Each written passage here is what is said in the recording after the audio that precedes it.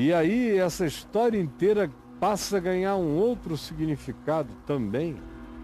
Ela vira uma parábola, ela vira uma metáfora espiritual de Deus indo buscar o fruto da verdade, o fruto da coerência, o fruto da natureza saudável da figueira, e não encontra senão um espalhafato, senão um mascaramento, senão uma hipocrisia, senão uma disfarçatez, senão uma camuflagem, senão uma aparência, senão um faz de conta. Mas Deus não come faz de conta, Deus só come fruto. Deus não come a aparência, Ele come a verdadeira justiça. Deus não se alimenta como se Deus se alimentasse de alguma coisa. É um favor poético e antropomórfico da minha parte dizer que Deus não se alimenta das nossas imagens. Deus não come as nossas criadas e fantasiosas impressões. Deus mete a mão nas nossas miragens buscando encontrar verdade. As folhas da figueira mental, espiritual, moral, ética, religiosa da vida do homem não barram a mão de Deus de procurar a concreção do fruto. De modo que não há nenhuma impressão que impressione a Deus, porque Deus só se alimenta do fruto da verdade, produzido pela natureza sincera da nossa vida. E essa é a palavra imediata, é a palavra mais básica, é a palavra mais tenra de toda essa metáfora e de tudo que ela, no contexto antecedente, no contexto imediato, revelam numa amplidão enorme.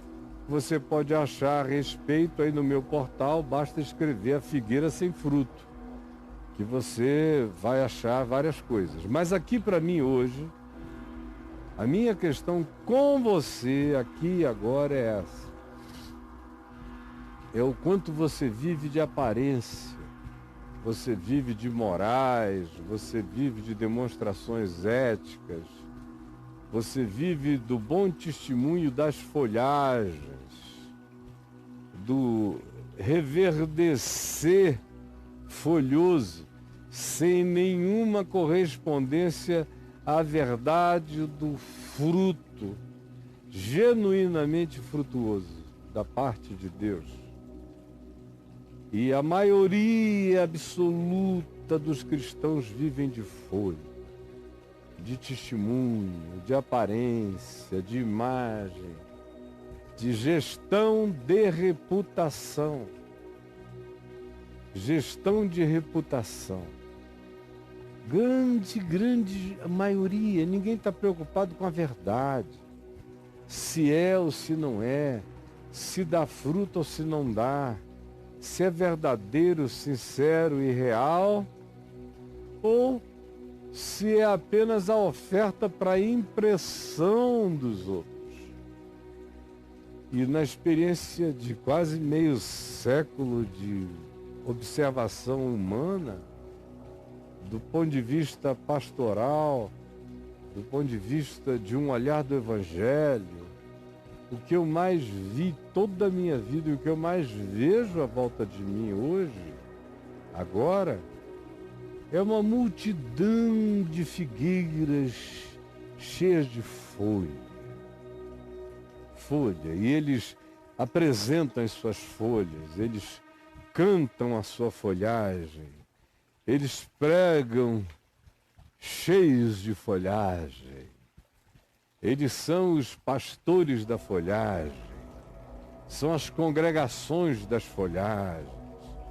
Quem olha de longe vê aquela folhagem densa, farta, abundante, dá até fome em Deus. Deus olha e diz: eu vou comer. Essa é uma congregação que vai me refastelar de alegria. Aí Deus mete a mão na folhagem. Deus crente que para além da folhagem haverá uma quantidade enorme de fruto, tanto fruto que a árvore, a figueira, não precisou fazer economia de folhas para adensar todo o seu fluxo energético na produção do fruto. Não, aparentemente tinha tanta energia naquela figueira que ela já tinha produzido o fruto a tal ponto que ela podia se dar ao luxo de se encher de folhas. Mas quando Jesus mete a mão, era tudo uma mentira. É porque ela não tinha produzido fruto nenhum que ela se encheu só de folha, de folha, de folha, de folha. Folhas de figueira para encobrir a nudez, como desde o jardim do Éden. E fizeram para si folhas de figueira. Lá no Éden diz, para encobrir a vergonha, para encobrir a culpa, para encobrir a transgressão, vestiram-se de folhas de figueira, Gênesis 3.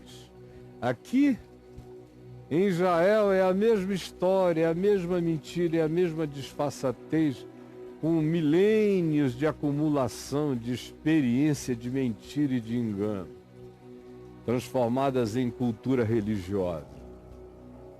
Mas estranhamente, a mesma imagem.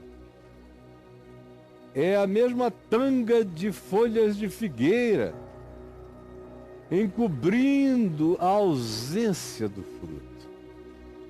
Lá tive vergonha e me escondi, em Gênesis 3. Aqui é simplesmente me vestir da aparência da prosperidade, me vestir da aparência da moralidade, me vestir da aparência da ética, me vestir da aparência do que atende à necessidade estética da fé. Atendi à manifestação do bom testemunho, me enchi de folhas. Quem de longe me viu, me glorificou. Só aquele que busca o fruto é que descobre que não há nada lá. E o estranho é isso, se usa essa linguagem da fome de Deus. Jesus teve fome e procurou na figueira cheia de folhas uma fruta, um figo. Deus com fome. E a religião acha que Deus não mete a mão nas alegorias, nas fantasias, nas expressões de faz de conta que a maioria apresenta. Mas Deus não vive de impressões, saiba disso. Ele mete a mão no corpo interior da figueira. Ele quer fruto, Deus quer fruto. A fome de Deus só se satisfaz com o fruto da sinceridade e da verdade que o ser humano possa produzir. Não adianta a beleza da sua folhagem. Ele estende a mão procurando o fruto da natureza da sua vida. O fruto da natureza da sua vida. Você foi feito para dar fruto. Todo mundo. Não adianta o indivíduo dizer, não, eu no meu caso, não fui dotado com a graça, com a bênção de produzir frutos para Deus. Mentira. Desculpa. Escamoteamento. Tudo autojustificação intragável da sua parte. parte. Porque Jesus disse: vede que eu vos escolhi e vos designei para que vades e deis fruto, e o vosso fruto permaneça. É o que ele diz aqui em João. Eu vos escolhi para que vades e deis fruto, e o vosso fruto permaneça. Tem que ter fruto atrás dessas folhagens, como tem que ter manga atrás dessa mangueira. Tem que ter figo atrás da tua figueira. Porque eu vos designei para que vades e deis fruto, e o vosso fruto permaneça. Jesus não abriu concessões para o não dar fruto. Ele conta aquela parábola de uma figueira plantada numa vinha. E aí ele visita a vinha e observa uma figueira. Estava ali frondosa, ocupando o chão, cheia de folhas, mas não dava fruto. E ele volta um segundo ano. Lá está a figueira, cheia de folhas, ampla, larga, drenando o chão, comendo energia de tudo e dos outros, das raízes das videiras, mas não dava fruto.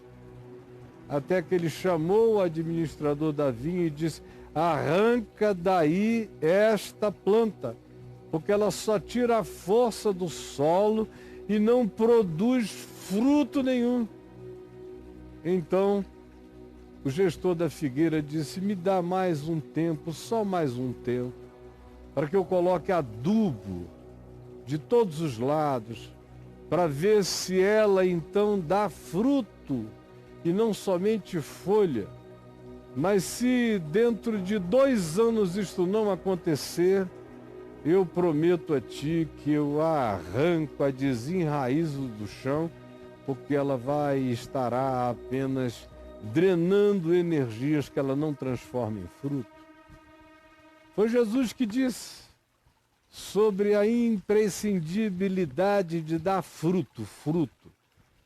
E fruto não é ativismo fazedor, não é sair se jactando, dizendo eu abri 25 igrejas, 30, 100, isso é coisa de menino, bobo que não entendeu o evangelho, que não sabe que o fruto do evangelho é amor, é alegria, é paz, é bondade, é fidelidade, é longanimidade, é mansidão, é domínio próprio. Não entenderam ainda que no evangelho fruto é feito desse material, porque o fruto da luz consiste em toda bondade, justiça, verdade. Esses são os frutos para os quais ele nos designou, para que indo produzamos esses frutos, para que eles brotem da vida. E Jesus disse: pelos frutos conhecereis quem é quem. Mesmo que alguém venha vestido de pele de ovelha sendo um lobo camuflado, você vai ver pelo fruto da vida. Se ama, se carrega bondade, perdão, misericórdia, arrependimento, fidelidade, longanimidade, bondade, justiça, mansidão, domínio próprio. Esse está dando fruto de Deus na vida. Esse, se Deus enfia a mão, tem o que comer. Se chega o dia da verificação, Deus tem o que encontrar nessa vida, neste ser. O Evangelho supõe que todos nós que dizemos que cremos, somos pessoas que foram capacitadas, potencializadas para frutificar o fruto do caráter de Deus em nós. E não há alternativa a isso. Não há concessões. Não há compra de indulgência para isso. Ou você está enraizado nesse chão fértil do Evangelho e, portanto, produz a partir da seiva, que é Cristo, do caule da vida, que é Cristo Jesus, que é o Evangelho, plantado no chão da vida, produz o fruto para o qual nós fomos todos designados é a palavra de Jesus, designados para que vades e deis fruto, e o vosso fruto permaneça de acordo com a natureza, a personalidade, a espécie de cada um de nós. O fruto é pertinente, mas é fruto de vida, é fruto de graça, é fruto que alimenta, é fruto de verdade, é fruto segundo a sua boa e melhor natureza. Bom, eu não preciso ir além do que eu estou dizendo. Aí você diz, por que eu, que creio no Evangelho, que confesso Jesus, que frequento cultos, que me envolvo com aquilo que se chama de obra de Deus e que sou ativíssimo, no entanto sou um homem e uma mulher sem paz? A bondade para mim é um esforço de um testemunho praticado pela via da aparência moral, mas não é natural em mim, não é espontâneo, não é sincero, não é verdadeiro. Por que então que eu me planto nos lugares que dizem que são os lugares de Deus, como as igrejas recomendadas, e continuo a ser um ser estéril? Tudo que eu aprendi foi o desenvolvimento de folhagens, de fachadas, de impressões, de falsas alegrias, de felicidades estereotipadas, de hora marcada, histriônicas. Tudo que eu aprendi foi happy hour religiosa, que não me acompanha no todo da vida, vida que eu vivo vazio, angustiado, triste, infeliz, pobre, cego e de fato nu. Por quê? Porque essas coisas só são ativadas pela fé, só são germinadas, só são fertilizadas, só desenvolvem o poder de absorver os nutrientes que se tornam fruto se eu estiver enraizado no Evangelho. Isso não é na frequência a uma igreja, isso tudo é coisa de menino, vocês sabem disso, né? Estou cansado de explicar. Estar enraizado no Evangelho é plantado na palavra pela obediência, por essa fé que atua pelo amor, essa fé que atua pelo amor, que é a fé enraizada no chão da obediência. A fé que atua pelo amor, a fé que manifesta-se pela obediência, obediência que decorre da alegria do amor. É uma equação tão simples de entender. Tão simples de entender. A fé que atua pelo amor, amor motivado pela alegria da obediência. Porque Jesus disse, se me amais, obedecereis os meus mandamentos. É um ciclo simples, que planta a gente no chão da verdade, de onde vêm todos os nutrientes, vem do Evangelho, porque é o Evangelho que me treina na nutriência que produz fruto. Como é que eu vou dar fruto de amor? O Evangelho me ensina a perdoar nos embates do contraditório. Como é que eu vou dar fruto de fidelidade? Senão, mesmo sendo traído, eu não me regulamentar pela traição dos outros, mas pelo meu próprio caráter, de modo que eu não preciso trair quem me trai, porque eu não tenho o que trair em mim mesmo. Por isso, mesmo que os outros permaneçam infiéis contra mim, eu me mantenho fiel à minha condição e ao meu caráter e à minha consciência, e o fruto brota em mim. Bondade, segundo o Evangelho, não é uma reciprocidade. É uma ação apesar de qualquer coisa, mesmo que o indivíduo seja mal para mim. Eu não sou bom para ele por causa de uma barganha, ou de uma troca, ou de uma equivalência. Eu manifesto bem para ele por causa de quem eu sou, não por causa de quem ele é. Então tudo não depende de reciprocidade. Só tem a ver com consciência, com caráter, com decisão. E essa decisão não é filha de emoção, nem de sentimento, nem de impressão. Ela nasce da fé, contra a impressão, contra sentimentos, contra emoções. Nasce da consciência em fé, que obedece o Evangelho por amor à palavra de Cristo. E essa obediência por amor em fé faz de mim uma figueira cheia de fruto. Não de folhagens, não de aparências, não de impressões, mas de realidades tangíveis, palpáveis, verificáveis e que alimentam Deus e o mundo. Atende à fome de Deus, atende à necessidade humana. Dá vontade de dizer aleluia, porque é assim que é. É assim que é.